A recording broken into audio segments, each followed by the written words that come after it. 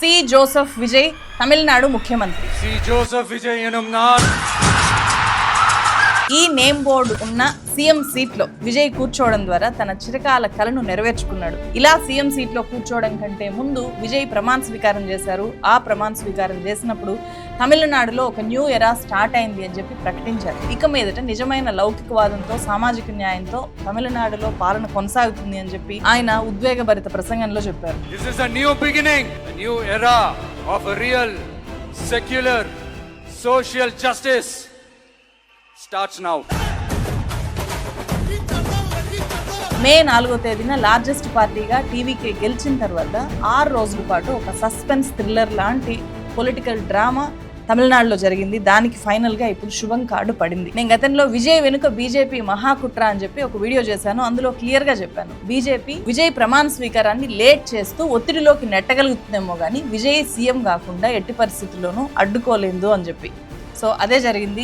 పూర్తి మెజారిటీ లేదు అని చెప్పి మద్దతు లేఖలతో రావాలి అని చెప్పి విజయ్ని పదే పదే తన చుట్టూ తిప్పుకున్న తమిళనాడు ఇన్ఛార్జ్ గవర్నర్, ఆర్ఎస్ఎస్ నేపథ్యం ఉన్న రాజేంద్ర విశ్వనాథ్ ఆర్లేకర్, రాహుల్ గాంధీ వేదిక మీద ఉండగా విజయ్తో ప్రమాణ స్వీకారం చేయించక తప్పలేదు. ఒక యూట్యూబర్, 2 పొలిటికల్ స్ట్రాటజిస్టులు, ఒక సోషల్ మీడియా వింగ్ మేనేజరు, ఒక విజయ్ ఫ్యాన్, ఒక జయలలిత క్యాబినెట్లో పనిచేసిన మాజీ మినిస్టర్, వీళ్ళు విజయ్ టీంలో ప్రమాణ స్వీకారం చేసిన మంత్రులు. వీళ్ళ గురించి నేను తర్వాత డీటెయిల్డ్గా చెప్తాను. ప్రమాణ స్వీకారం సందర్భంగా విజయ్ స్పీచ్ చూస్తే విజయ్ ముందు చాలా సవాళ్ళు ఎదుర్కోవాల్సి వస్తుంది అనేది మనకు ఈజీగా అర్థమైపోతుంది. ఆ సవాళ్ళు ఏంటి, విజయ్ మంత్రివర్గ ప్రత్యేకతలు ఏంటి అనేది కూడా ఈ వీడియోలో డిస్కస్ చేద్దాము. ఫ్రెండ్స్, ఇది ఒక ఇండిపెండెంట్ ఛానల్. జర్నలిజం విలువలతో వీడియోలు చేయడం ఈ ఛానల్ ప్రత్యేకత. మీరు ఫస్ట్ టైం కనుక ఈ ఛానల్ చూస్తుంటే ఖచ్చితంగా సబ్స్క్రైబ్ చేయండి అండ్ నోటిఫికేషన్స్ని టర్న్ ఆన్ చేసుకోండి.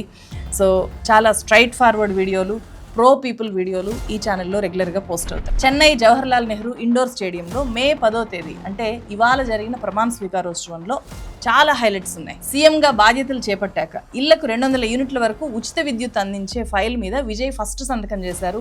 అలాగే anti drugs task force, women protection కోసం మన దగ్గర షీ టీమ్స్ ఉన్నాయి కదా, అలాంటి ఒక స్పెషల్ ఫోర్స్ని ఏర్పాటు చేస్తూ ఆ 2 ఫైల్స్ మీద కూడా 2-3 సంతకాలు చేశారు. ఆ తర్వాత తన ముందున్న బాధ్యతల మీద చాలా ఎమోషనల్గా మాట్లాడారు విజయ్. ఒక అసిస్టెంట్ డైరెక్టర్ కొడుకుని నేను ఇవాళ సీఎం అయ్యాను, నేను ఒక సామాన్యుణ్ణి, మీలో ఒకరిని, మీ అన్నను, తమ్ముణ్ణి అని చెప్పి ఎన్నో కష్టాలు అధిగమించి ఈ స్థాయికి వచ్చాను అని చెప్పి అన్నారు. తాను ఎట్టి పరిస్థితుల్లో అవినీతి చేయను, అవినీతిని సహించను అని చెప్పి కూడా చెప్పారు. హిందూ, ముస్లిం, క్రిస్టియన్ అనే తేడాలు చూపించకుండా అందరికీ సమానంగా సెక్యులర్ పాలన అందిస్తాను అని కూడా చెప్పారు. హామీల అమలుకు కొంత టైం ఇవ్వండి, డిఎంకే ప్రభుత్వం ఖజానా మొత్తం ఖాళీ చేసి వెళ్ళిపోయింది, త్వరలోనే ఆర్థిక పరిస్థితి గురించి ప్రజలకు అందరికీ తెలిసేలాగా ఒక రిపోర్ట్ రిలీజ్ చేస్తాను అని కూడా విజయ్ చెప్పారు. అలాగే రాష్ట్రంలో ఉండే పిల్లలందరికీ మామగా వాళ్ళ భవిష్యత్తు కోసం కష్టపడి పనిచేస్తాను అని చెప్పి హామీ ఇచ్చారు. విజయ్ పెరుంబూరు, తిరుచి ఈస్ట్ ఈ 2 నియోజకవర్గాల నుంచి పోటీ చేసి గెలిచారు కదా, ఆ 2 స్థానాల్లో తిరుచి ఈస్ట్ని ఆయన వదులుకున్నారు. అంటే అక్కడ ఇంకొక 6 నెలల్లో మళ్ళీ ఉప ఎన్నికలు జరుగుతాయి. సో సాధారణంగా తమిళనాడుకు గతంలో ముఖ్యమంత్రులుగా పనిచేసిన వాళ్ళంతా కూడా పంచకట్టుతో వచ్చి లేకపోతే వైట్ అండ్ వైట్ డ్రెస్లో వచ్చి ప్రమాణ స్వీకారం చేస్తారు మెన్ను. కానీ విజయ్ స్టైలిష్గా సూటు బూట్లో వచ్చి మోడర్న్ సీఎం లాగా ప్రమాణ స్వీకారం చేశారు. అయితే తమిళనాడుకు విజయ్ యంగెస్ట్ సీఎం ఏం కాదు. విజయ్ ఏజ్ ఇప్పుడు 51 ఇయర్స్, జయలలిత 43 ఇయర్స్కి, కరుణానిధి 44 ఇయర్స్కి సీఎంలు అయ్యారు. పన్నీర్ సెల్వన్ కూడా విజయ్ కంటే సంవత్సరం తక్కువకి అంటే 50 ఏళ్ళకి సీఎం అయ్యారు. విజయ్ ఓత్ సెరమనీలో ఇంకొక 4-5 హైలైట్స్ ఉన్నాయి. ఒకటి, ఈ వేడుకకు రాహుల్ గాంధీ చీఫ్ గెస్ట్గా వచ్చారు. Rahul Gandhi and Vijay hand in hand ప్రజలకు అభివాదం చేశారు. అలాగే తనకు ఏ పార్టీలు అయితే మద్దతు ఇచ్చాయో ఆ పార్టీల లీడర్లందరికీ పేరు పేరున విజయ్ థ్యాంక్స్ చెప్తూ రాహుల్ గాంధీ మై బ్రదర్ అని చెప్పి సంబోధించారు. ఎదుర్కక్షి తలవర్ మదిపుకురియ మై బ్రదర్ తిరు రాహుల్ గాంధీ అవర్గల్. ఇది సోషల్ మీడియాలో హైలైట్ అవుతుంది బాగా. విజయ్కి ఒక అలవాటు ఉంది, తన ప్రతి పబ్లిక్ మీటింగ్లో జనంతో ఒక సెల్ఫీ తీసుకుంటారు. సెల్ఫీ వీడియో ఆ తర్వాత పోస్ట్ చేస్తారనమాట తన సోషల్ మీడియా హ్యాండిల్స్లో.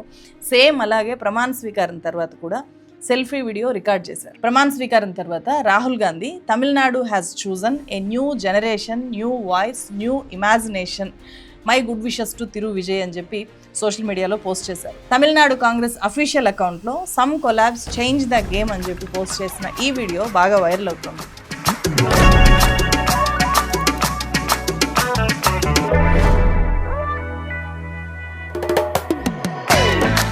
విజయ్ ఓత్ సెరమనీకి నటి త్రిష రావడాన్ని మీడియా విపరీతంగా హైలైట్ చేసి హైప్ చేసి చూపించింది. ఈ మొత్తం ఈవెంట్లో మనం నోటీస్ చేయాల్సింది, అభినందించాల్సింది ఏంటంటే ఈ కార్యక్రమానికి తమిళనాడు బీజేపీ నేతలు హాజరయ్యారు.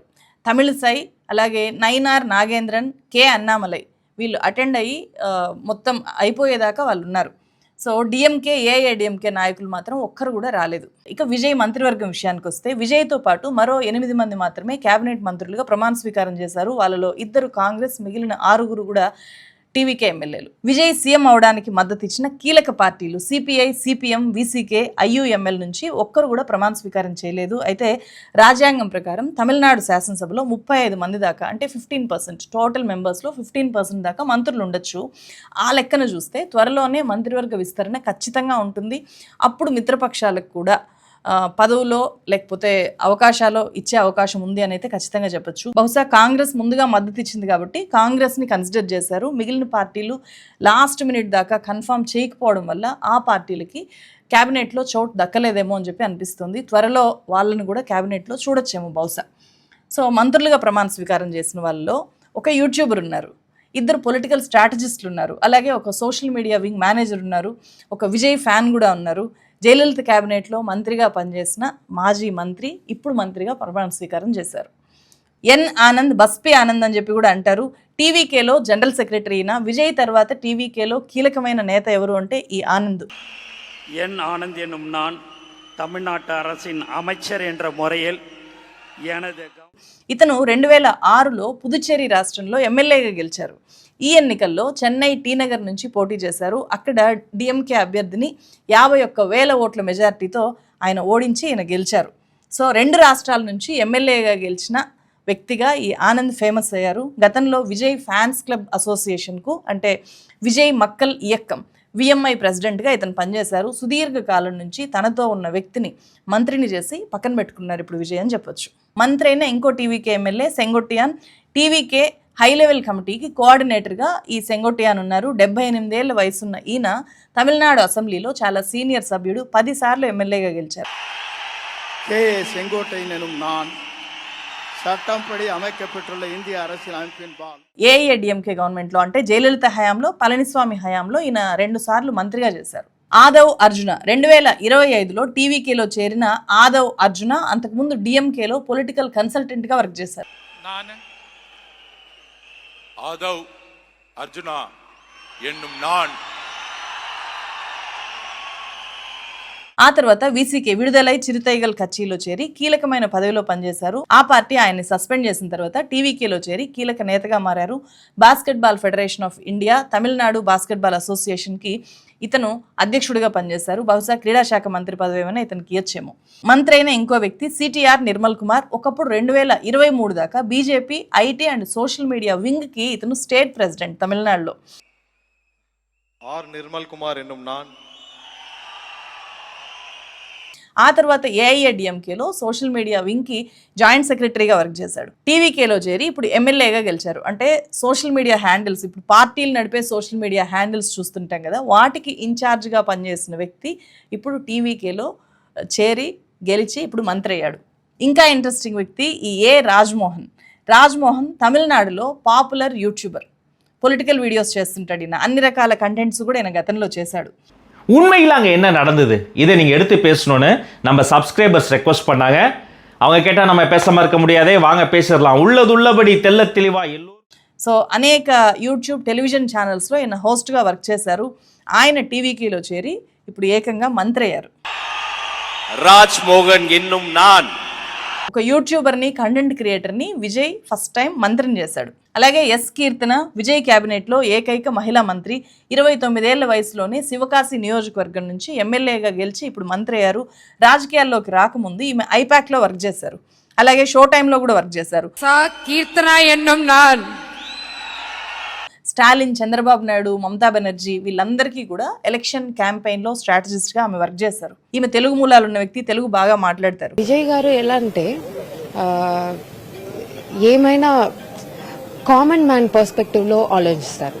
He is not someone who మనం ఎలీట్ వాళ్ళు అలా ఉంటారు ఇలా ఉంటారు. He is just a common man. టపాకాయలన్నీ తయారయ్యే శివకాశి నియోజకవర్గంలో గత 70 ఏళ్లలో ఇంతవరకు ఒక్క మహిళ కూడా ఎమ్మెల్యే అవ్వలేదు. ఫస్ట్ టైం ఈమె ఎమ్మెల్యే అయ్యారు, అలాగే మంత్రిగా అయ్యారు. ఇప్పుడు ఈమె యంగెస్ట్ మినిస్టర్. దేశంలో ఇప్పటిదాకా ఉన్న పొలిటికల్ ట్రెండ్స్ని మార్చేస్తూ ఒక కొత్త తరహా పాలిటిక్స్ చేయడానికి కొత్త టీంతో తమిళనాడులో ప్రభుత్వాన్ని ఏర్పాటు చేశారు విజయ్. సో ఇది ఆయన పార్టీ పెట్టాక సాధించిన చాలా పెద్ద విజయంగా చెప్పొచ్చు. అట్ ద సేమ్ టైం రాజకీయాలు సినిమాలాగా కాదు కాబట్టి అసలైన ఛాలెంజెస్ ప్రభుత్వం ఫామ్ అయిన తర్వాత మొదలవుతాయి. ముఖ్యంగా ఎన్నికల్లో ఇచ్చిన హామీలు నెరవేర్చడం అనేది విజయ్ ముందున్న చాలా పెద్ద సవాల్. ఎందుకంటే ఇప్పుడు తమిళనాడు అప్పులు 10 లక్షల కోట్లు అని చెప్తున్నారు. கிட்டத்தட்ட 10 லட்சம் கோடிக்கு மேல கடன் வாங்கி வச்சுட்டு போயிருக்கிற இன்னைக்கு அந்த தமிழ்நாடு அரசு இருக்கிறப்போ అయినా సరే ముఖ్యమైన ప్రభుత్వ పథకాలు అమలు చేస్తూనే తానిచ్చిన ప్రతి హామీని కూడా నెరవేర్చాల్సి ఉంటుంది. విజయ్ పాలన ఎలా ఉంది, ఎలా హామీలు నెరవేరుస్తున్నారు అని చెప్పి తమిళనాడు ప్రజలు మాత్రమే కాదు, దేశవ్యాప్తంగా ఉన్న వాళ్ళు, ప్రపంచవ్యాప్తంగా ఉన్న ఇండియన్స్ అంతా కూడా చూస్తూ ఉంటారు. ఇచ్చిన హామీలన్నీ నెరవేర్చాలి అంటే 1,00,000 కోట్ల దాకా అడిషనల్గా ఖర్చు అవుతుంది అని చెప్పి అంచనాలు ఉన్నాయి. సో అంత పెద్ద ఎత్తున బడ్జెట్ ఎక్కడి నుంచి వస్తుంది అనేది పెద్ద ప్రశ్న. ఇక్కడ ప్రభుత్వం మారినంత మాత్రాన ప్రభుత్వానికి ఉండే ఆదాయ మార్గాలు పెరగవు. ఆదాయం లేదు అని చెప్పి హామీలు అమలు చేయకపోతే విజయ్ని విపరీతంగా అభిమానిస్తూ ఓట్లేసిన మధ్యతరగతి నుంచే విపరీతమైన వ్యతిరేకత కూడా వచ్చే అవకాశం ఉంటుంది. డిఎంకే చీఫ్ స్టాలిన్ 6 నెలల దాకా విజయ్కి టైం ఇస్తాము, ఆ తర్వాత మాత్రమే మాట్లాడతాము అని చెప్పి ఇప్పటికే అన్నారు. అంటే హామీలు నెరవేర్చకపోతే 2 బలమైన ద్రవిడ పార్టీలు డిఎంకే అండ్ ఏఐఏడిఎంకే సంఖ్యాబలం కూడా చాలా ఎక్కువ, వాళ్ళకు వాయిస్ ఎక్కువ, పవర్ ఎక్కువ, వాళ్ళకు ఆర్థిక వనరులు కూడా చాలా ఎక్కువ. కాబట్టి విజయ్ని ముప్పతిప్పలు పెట్టడానికి ఖచ్చితంగా సిద్ధంగా ఉంటారు. అలాంటి ప్రతిపక్షాలని తట్టుకోవడం ఇంకొక పెద్ద ఛాలెంజ్. విజయ్ టీంలో ఒకరిద్దరు మాత్రమే అనుభవం ఉన్న లీడర్స్ ఉన్నారు. మిగతా వాళ్ళందరికీ కూడా ఇది మొత్తం కొత్త వ్యవహారం. సో ఇది ఒక రకంగా ప్లస్, ఇంకొక రకంగా మైనస్. ప్లస్ ఎందుకంటే ఇన్నోవేటివ్గా చాలా స్మార్ట్గా ఆలోచించే అవకాశం వాళ్ళందరికీ ఉంటుంది. అనుభవం లేకపోవడం వల్ల కొన్ని మైనస్లు కూడా ఉండొచ్చు. ఇప్పుడు గవర్నమెంట్ ఫామ్ చేసినంత మాత్రాన విజయ్ గవర్నమెంట్ 5 ఏళ్ల పాటు సేఫ్గా నడుస్తుంది అని చెప్పలేము. ఎందుకంటే ఇప్పుడు మద్దతు ఇచ్చిన వీసీకే, సిపిఎం, సిపిఐ, ఐయుఎంఎల్ ఈ పార్టీల్లో కాంగ్రెస్తో సహా అన్ని పార్టీలు కూడా డిఎంకేకి మిత్రపక్షాలుగా ఉన్న పార్టీలు. సో వీళ్ళు తెచ్చే ప్రెషర్ని కూడా ఎప్పటికప్పుడు తట్టుకుంటూ ముందుకు సాగాల్సి వస్తుంది. కాబట్టి విజయ్ ముందు అటు ప్రతిపక్షాల రూపంలో, ఇటు హామీలు నెరవేర్చే రూపంలో, సొంతంగా మద్దతు ఇచ్చిన పార్టీల రూపంలో ఇన్ని రకాలుగా కూడా ప్రెషర్స్ని తట్టుకుంటూ విజయ్ 5 ఏళ్ల పాటు గవర్నమెంట్ని సక్రమంగా కొనసాగించాల్సి వస్తుంది. అండ్ అన్నిటికంటే ముఖ్యంగా ప్రజల్ని మెప్పించాల్సి వస్తుంది. ఇదంతా కూడా చాలా చాలా ఛాలెంజింగ్ విషయము. ఈ ఛాలెంజ్ని విజయ్ ఎలా ముందుకు తీసుకెళ్తారు అనేది చూడాలి. అండ్ మీకేమనిపించింది కామెంట్ చేయండి. ఈ వీడియోని ఎక్కువ మందికి షేర్ చేయండి. మరో వీడియోతో మళ్ళీ కలుస్తాను. Thank you so much.